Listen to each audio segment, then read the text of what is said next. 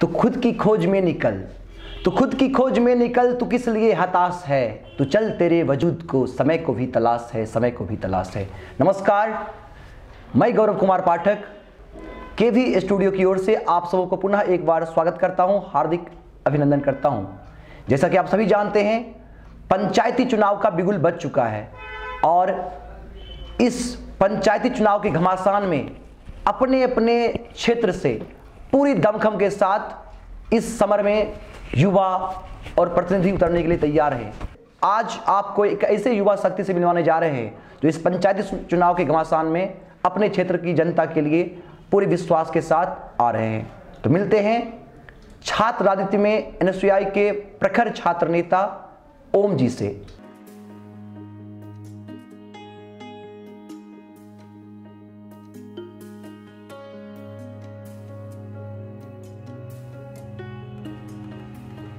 ओम जी हमारे केवी स्टूडियो पधारे हैं, आप पुनः एक बार बहुत बहुत स्वागत है। बहुत बहुत धन्यवाद आपका भैया जी, और रोशन सर का ही बहुत बहुत धन्यवाद हमें पुनः केवी स्टूडियो में बुलाने के लिए।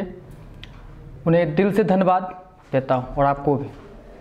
जैसा कि आप एक युवा हैं और पंचायती चुनाव का बिगुल बज चुका है, तो मैं आपसे जानना चाहूँगा कि राजनीति में युवाओं की क्या भूमिका है। देखिए, सबसे बड़ी बात यह है कि अरस्तु ने कहे थे कि लोकतंत्र जो है यह एक मूर्खों का शासन है। बिल्कुल, ये एक कचरा जगह है, यहाँ पे लोग कचरा करने के लिए पॉलिटिक्स में आते हैं। वही कचरा को साफ करने के लिए हम युवाओं लोग इसमें भाग ले रहे हैं और हम अपने केवी स्टूडियो के माध्यम से हम हर एक युवाओं को ये अपील करेंगे कि वो पढ़ाई के साथ साथ राजनीतिक में भी अपना योगदान दें, ताकि समाज से लेकर राज्य से लेकर देश तक वो सही कर सकें, दिशा सही कर सकें। कहीं ना कहीं जो समस्याएं हैं, समस्याएं गिनाने से नहीं, समस्याओं का समाधान जरूरी होता है और इन समस्याओं का समाधान तभी होगा जब युवा बढ़ चढ़कर हर क्षेत्र में हिस्सा लेंगे। बिल्कुल। छात्र राजनीति में आपने छात्रों की हक और अधिकार के लिए आवाज़ बुलंद किया, अब आप मुख्य राजनीति में आ रहे हैं, इसकी क्या वजह है? सबसे बड़ी बात यह है कि NSUI national student union of India से हम जो सीखे हैं कि छात्र को कैसे छात्र की समस्या को कैसे समाधान किया जाए, उनकी विभिन्न समस्याओं को लेकर जो हमने लड़ा, अनशन किया, इससे हमको ऐसा लगा कि अगर छात्र की समस्या को हम दूर कर सकते हैं तो क्यों ना हम अपने समाज की समस्या को दूर करें। समाज में जो समाज की जो समस्याएं हैं क्यों ना उनको हम दूर करें। विभिन्न समस्याओं को लेकर जब हमने उसका एक गणना किया तो हमको लगा कि नहीं, हमको सामाजिक पे भी देख रेख करना होगा, समाज में भी हमको एक उनकी जो समस्या उनको दूर करना होगा। इसके लिए हम छात्र से हम मुख्य राजनीतिक में आए हैं। ऐसा देखा जाता है कि आप हर वक्त समाज के साथ, युवाओं के साथ, छात्रों के साथ या जो भी समस्याएं होती हैं उसको दूर करने के लिए हमेशा तत्पर रहते हैं। तो अभी तक आपने जिन क्षेत्रों में काम किया है, हम चाहेंगे हमारे दर्शकों से बताएं। हमने छात्र राजनीतिक में अपना कदम 2014 में रखा था। वहाँ से मैं अभी तक और आगे भी उसी में रहूँगा और समाज में रहूँगा। मैं छात्र की विभिन्न समस्याओं को दूर किया, जैसे कि उनका समस्या था स्टूडेंट टीचर नहीं है कॉलेज में, तो उसमें भी हम लोग ने एक पार्टी के साथ बैठक किया और उस समस्याओं को लेकर प्रिंसिपल से लेकर वीसी तक अपना लड़ाई लड़ा और वो पूरा भी हुआ। यूनिवर्सिटी की समस्या है, बहुत जल्द राज्यपाल के द्वारा एक लेटर भी गया है वीसी के पास, वो भी पूरा होगा। और भी बहुत सारी समस्याओं को लेकर हमें उतरा था और जीता था मैं। समाज में भी देखा जाता है कि आप अपने गांव में भी जनता के साथ खड़े नजर आते हैं, सामाजिक काम करते रहते हैं। बिल्कुल, हमें अच्छा लगता है। सबसे अच्छा मेरा रक्तदान है और आँख जांच का शिविर भी हम एक बार लगाए थे। आप बोले समाज में आप खड़े रहते हैं, हमको सामाजिक का काम करने में बहुत अच्छा लगता है, दिल से खुशी मिलती है, इसलिए हम समाज की काम करते हैं।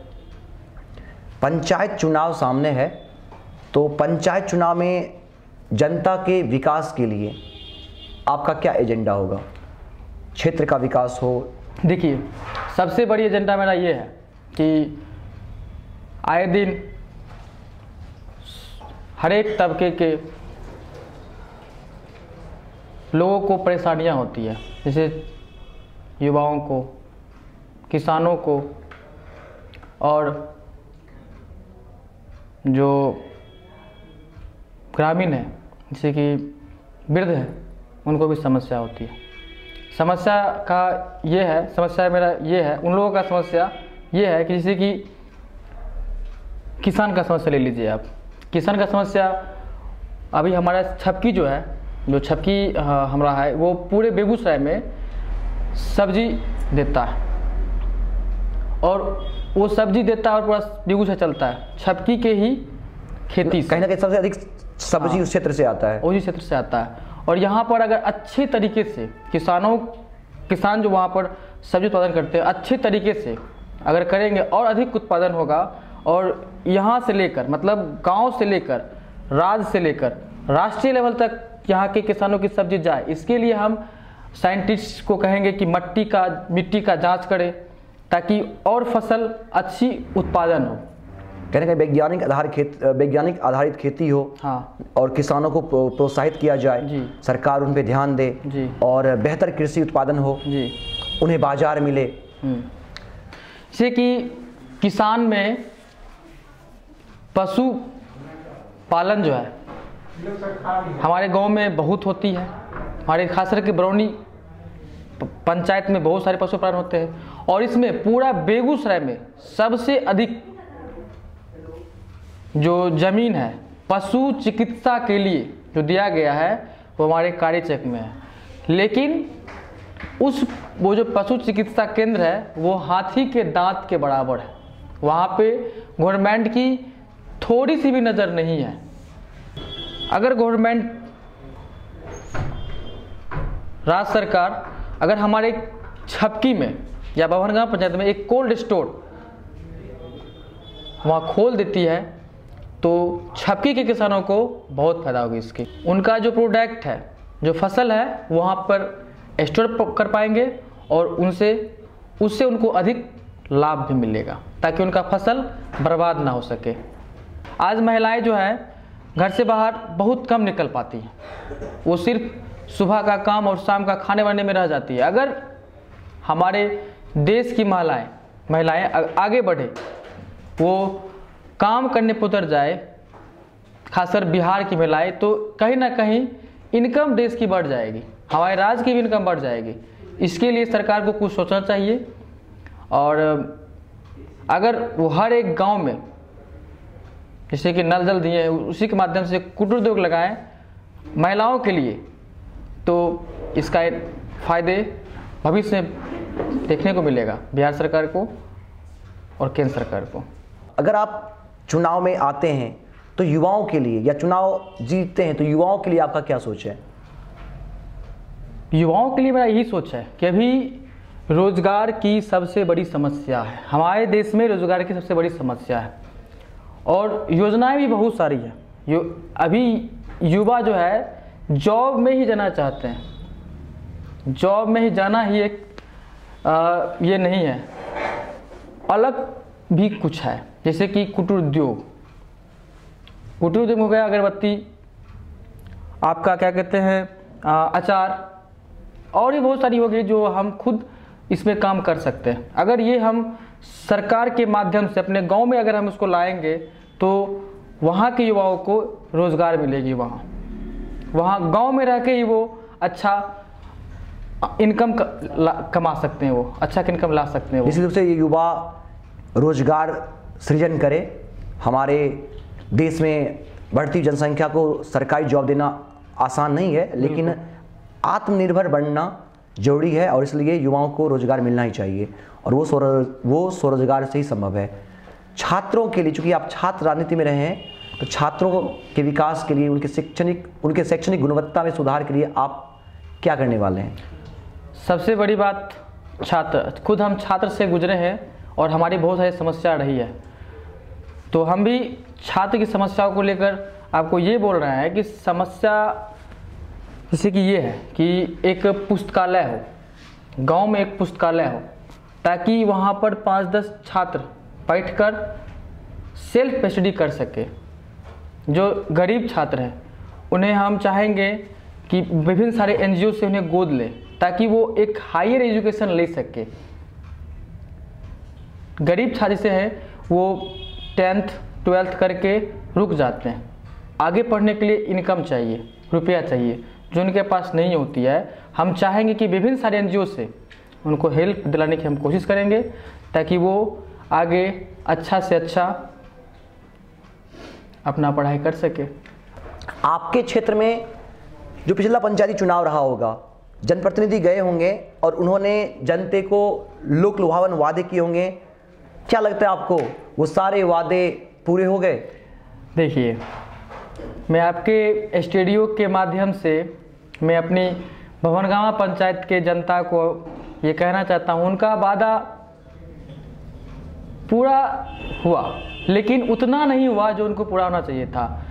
सबसे बड़ी मामला ये है कि हमने जब क्षेत्र घूमा तो एक मुद्दा सामने आया, एक नहीं विभिन्न सारे मुद्दा सामने, लेकिन हम मुख्य मुद्दा ये है कि इंदिरा आवास आप जानते होंगे, उसमें अब उसका नाम बदलकर प्रधानमंत्री आवास योजना कर दिया गया। इंदिरा आवास को बदल के प्रधानमंत्री, उसमें ये नहीं है कि बीपीएल वाले को भी घर मिले, सबको घर मिले अनिवार्य कर दिया। लेकिन यहाँ पर कुछ परिवारवाद में फंसकर अपने ही परिवार में उस योजनाओं का लाभ दिए,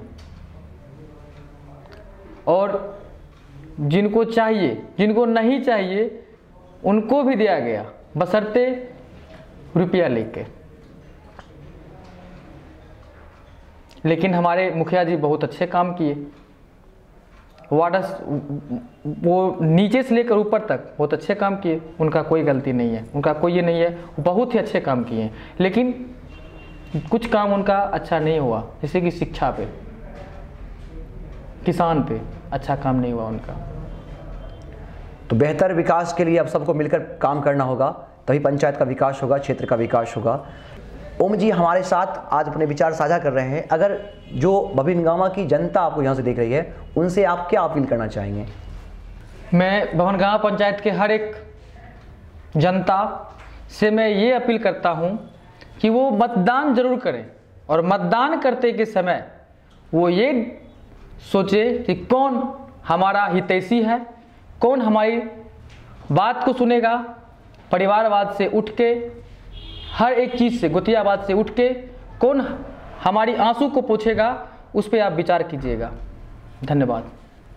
बहुत अच्छा। निश्चित रूप से जनता जिसे भी अपना वोट देती है, जनता जिसे भी लोकतंत्र में अपने वोट से अपना प्रतिनिधि चुनती है, उन प्रतिनिधियों का भी यह दायित्व बनता है कि जनता का साथ दें, जनता का हित में हमेशा तल्लीन रहें, और क्षेत्र और जनता के विकास को ही अपना उपलब्धि माने और अपना दायित्व भी। आज आप यहाँ आए, विभिन्न मुद्दों पर आपने बात किया, लोकतंत्र को मजबूत करने के लिए, चूँकि लोकतंत्र में बहुत सारी ऐसी चीज़ें हैं जो लोकतंत्र के लिए चुनौतियाँ हैं, तो कैसे लोकतंत्र को इन चुनौतियों से बचाया जाए और कैसे लोकतंत्र को मजबूत किया जाए? देखिए, लोकतंत्र एक अच्छी चीज़ है, लेकिन आज लोकतंत्र में लोग लोकतंत्र का एक गलत इस्तेमाल किया जा रहा है। यहाँ पर लोग परिवारवाद, जातिवाद में फंसकर वोट देते हैं और गलत प्रतिनिधि को चुन लेते हैं। इससे ना समाज विकास हो पाएगा, ना आपका पंचायत विकास हो पाएगा, ना आपका राज्य विकास हो पाएगा, ना आपका देश विकास हो पाएगा। लोकतंत्र का सही मायने समझें और लोकतंत्र में सही प्रतिनिधि को चुने, ताकि वो आपके लिए सही काम करे, ना कि आप भतीजा को चुने, ना कि आप बेटा को चुने, ना कि आप अपने जाति को चुने। अगर आप सही उम्मीदवार को चुनिएगा, अगर शिक्षित उम्मीदवार को चुनिएगा, तो आपकी काम को अंजाम देगा और आपकी काम को सही तरीक़ा से करेगा। लोकतंत्र तभी मजबूत होगा जब आप जातिवाद, परिवारवाद, भाषावाद से उठकर मतदान कीजिएगा। धन्यवाद। बहुत बहुत धन्यवाद ओम, आपने अपने विचार हमारे साथ साझा किए। आप छात्रों की आवाज़ को, उनके हक और अधिकार के लिए हमेशा तत्पर रहे हैं। हमें आशा ही नहीं, पूर्ण विश्वास है कि क्षेत्र के विकास के लिए भी जनता जनार्दन के साथ आप हमेशा बने रहेंगे, उनके हक और अधिकार को लेकर आप आवाज़ बुलंद करते रहेंगे। हमारे केवी स्टूडियो की ओर से आपको बहुत बहुत शुभकामनाएं। बहुत बहुत धन्यवाद आपका। और भवनगांव पंचायत के भी जितने भी नागरिक, उनको भी मैं धन्यवाद देता हूं। अगर वो मौका दिए हमको इस बार, तो मैं ज़रूर आपके हर एक बात को, आपके हर एक जज्बात को मैं आपसे लेकर मैं जहाँ कहिएगा वहाँ तक जाने के लिए तैयार रहूँगा। और केवी स्टूडियो में हमको पुनः बुलाने के लिए रोशन सर को तहे दिल से धन्यवाद, और हमारे गौरव भैया जो हैं उनको भी बहुत दिल से धन्यवाद। धन्यवाद आपका। तो अभी आपने युवा शक्ति ओम के विचार सुने। ये क्षेत्र में जनता के विकास के लिए इस बार पंचायत चुनाव में भाग लेना चाहते हैं। हम सब का यह फर्ज बनता है कि हम सही उम्मीदवार का ही चयन करें। शिक्षित, कर्मठ और युवा उम्मीदवार क्षेत्र के विकास में आगे आएगा, क्षेत्र का विकास होगा। बहुत बहुत धन्यवाद।